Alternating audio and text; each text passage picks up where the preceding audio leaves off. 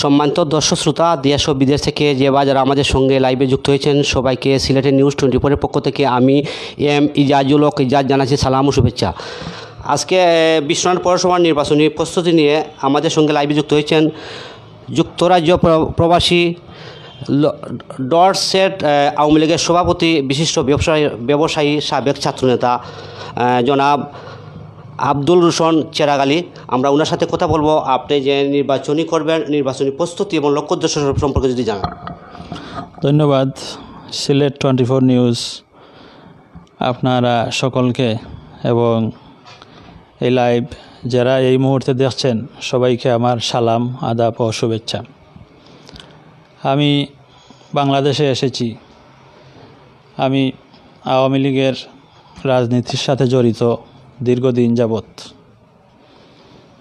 এই বিশ্বনাথে নতুন পৌরসভা গেজেট প্রকাশ হয়েছে আমাদের নেত্রী মাননীয় প্রধানমন্ত্রী সদিচ্ছার কারণ এই অবহেলিত বিশ্বনাথ উপজেলা, তার আশপাশ উপজেলাগুলা পৌরসভা হলেও বিশ্বনাথ উপজেলা পৌরসভায় উন্নীত হয় নাই। প্রধানমন্ত্রী সদিচ্ছার কারণেই 2019 সালে মন্ত্রিসভায় এবং একনেকের অনুমোদন হয়েছে। এরই ধারাবাহিকতায় আমাদের নির্বাচনমুখী আমরা হচ্ছি। পৌরসভার কার্যক্রম চলছে। আশা করি এই বছরের যে কোনো এক সময় নির্বাচনের তফসিল ঘোষণা হবে। তা আমি এলাকার মানুষের সাথে আমার ছোটোবেলা থেকেই এই বিশ্বনাথে আমি গড়ে উঠেছি। মানুষের সাথে সবসময় আমার উঠা বসা। আমি বিদেশ থাকলেও বছরে 2-3 বার বাংলাদেশে আসি। আওয়ামী লীগের বিভিন্ন অনুষ্ঠানে যোগদান করি। সব সময় মানুষের সাথেই আমার সম্পর্ক। এই অবহেলিত বিশ্বনাথে আমি নতুন যে পৌরসভা নির্বাচন সামনে, আমি বাংলাদেশ আওয়ামী লীগের মনোনয়ন প্রত্যাশী।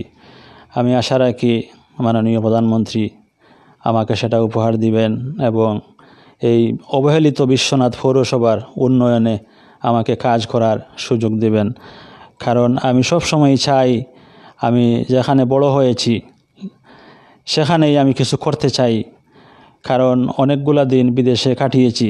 বাকি জীবনগুলো আমি চাই যে আমার এই বিশ্বনাথ পৌরসভার মানুষের সাথে যাতে এই প্রত্যাশিত বিশ্বনাথ পৌরসভার উন্নয়নে আমি কাজ করে যেতে পারি, এটাই আমার প্রত্যাশা। ধন্যবাদ জনাব আব্দুল রোশন চেরাগ আলী সাহেব। আমরা আপনার কাছে জানতে পারলাম যে আসলে আপনি যদিও যুক্তরাষ্ট্রে থাকেন না কেন, যুক্তরাজ্যে থাকেন না কেন, আপনি কিন্তু এই যে নারীর টানে আসলে যে দেশ নিয়ে আপনি চিন্তা ভাবনা করতেছেন। আপনি চাইছেন যে আমি আমার দেশের মাটিতে আমি একজন জনপ্রতিনিধি হয়ে আমি এই যে বিশ্বনাথ পৌরসভার প্রথম নির্বাচনে আমি নির্বাচন করব, নির্বাচিত হয়ে আমি একটি ডিজিটাল পৌরসভার আপনার লক্ষ্য উদ্দেশ্য নিয়ে আপনি নির্বাচন করতেছেন, আমরা জানতে পারলাম।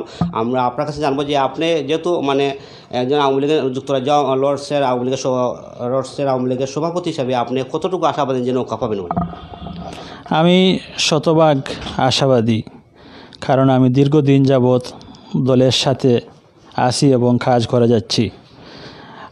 আমি শতভাগ আশাবাদী মাননীয় প্রধানমন্ত্রী আমাকে নৌকা প্রতীক দিবেন এবং জনগণ যেভাবে আমাকে সাড়া দিচ্ছেন।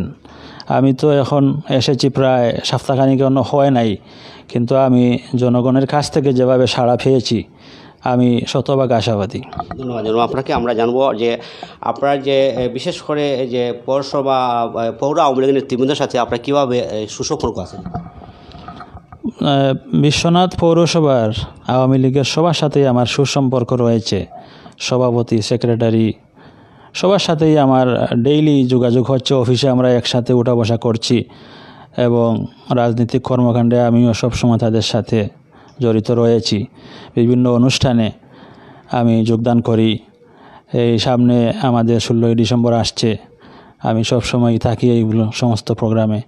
আগামী 16ই ডিসেম্বর আমরা একসাথেই পালন করব।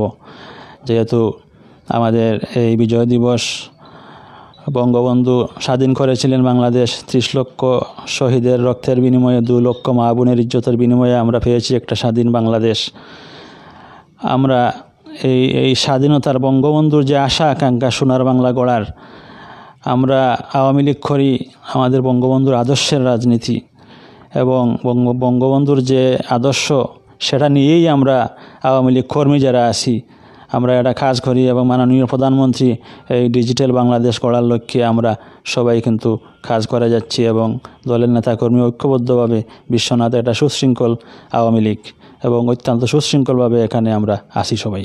ধন্যবাদ জন্য আপনাকে। আমরা জানতে পারলাম আসলে যে বিশেষ করে যে আপনি যে পৌর আওয়ামী লীগ নেতৃবৃন্দের সাথে সুসম্পর্ক তো আছে বটে, আপনি আপনার বিভিন্ন সামাজিক কাজ করে যাচ্ছেন। আপনি কোনো পরিস্থিতিতে আপনি তো দেশের বা বিদেশে থাকেন না কোনো, আপনি আপনার যত যে পৌর নাগরিকবৃন্দের জন্য আপনি কীভাবে তাদেরকে সহযোগিতা করেছেন যদি জানেন? করোনা পরিস্থিতিতে আমি তখন গত মার্চ থেকে শুরু হয়েছে, আমি বিদেশ ছিলাম। তো আমি আমার এলাকায় অনেক এই যে সুরক্ষা সামগ্রী এগুলা বিতরণ করেছি বিভিন্নভাবে। এই যে মানুষ যখন ঘরবন্দি ছিল আমি ওদের ঘরে ঘরে খাবার পাঠিয়েছি। এগুলা কিন্তু বিভিন্ন পত্রপত্রিকায় প্রকাশ হয়েছে, আসলে প্রকাশ করার জন্য নয়, আমি এটা প্রকাশ করেছি যে আরও প্রবাসীরা যারা এগিয়ে আসেন এলাকার উন্নয়নে মানুষকে সহায়তা করার জন্য, তা আমার পক্ষ থেকে যতটুকু সম্ভব আমি করেছি। ধন্যবাদ আপনাকে। আসলে আপনি তাও বলেছেন যে ডিজিটাল পৌরসভা গঠনে আপনি ঐক্যবদ্ধভাবে কাজ করে, বিশেষ করে আপনার যে আপনি দেখেন লন্ডনস্থ যুক্তরাষ্ট্র পেরিয়েও আপনি যে দেশের মানুষের জন্য নারীর টানে যে দেশে আপনি বলেছেন যে আমি আমার দেশের মানুষের জন্য আমি একজন জনপ্রতিনিধি হিসাবে কাজ করতে চাই, আমি তাদের পাশে সেবা করতে চাই, এটাই তো আপনার লক্ষ্য উদ্দেশ্য আমরা জানলাম। আর যদি আসলে যদি আপনি নির্বাচিত হন তাহলে আপনার কোন ধরনের চিন্তা আছে বলে আপনি মনে করেন যে আমি একটা ডিজিটাল একটি পৌরসভা আমি আমার বিশ্ববাসীকে উপহার দেবো, এ ব্যাপারে যদি আপনি জানেন? যে সমস্ত সুযোগ সুবিধা বর্তমানে নাই, পৌরসভা হলে অনেকগুলা সুযোগ সুবিধা পাওয়া যাবে, উন্নয়ন করা সম্ভব হবে। বর্তমানে তো উপজেলা আছে, এটা সীমিত অবহেলিতভাবে আছে। আমাদের এখানে কোনো ধরনের নতুন কোনো ধরনের এই সাহায্য সহযোগিতা এখানে আসছে না। যেহেতু পৌরসভা হলে তার নিজের একটা ফান্ড থাকে এবং গভর্নমেন্ট থেকে আসে, এগুলো মিলিয়ে যে সমস্ত ওই যে ড্রেনেজ সমস্যা আছে, লাইটিং সমস্যা আছে, ময়লা আবর্জনা আছে, নানান ধরনের সমস্যা আছে বিশ্বনাথে, এইগুলা সমাধান করা সম্ভব হবে পৌরসভা হলে।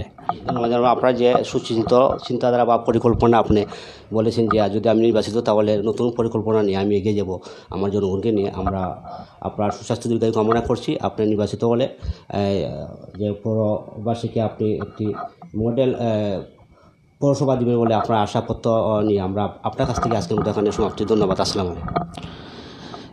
আপনাকেও ধন্যবাদ আমাকে এখানে আমন্ত্রণ জানানোর জন্য। আর আমি মনোনয়ন প্রত্যাশী, আমি আশা রাখি আমি নৌকা প্রতীক পাব।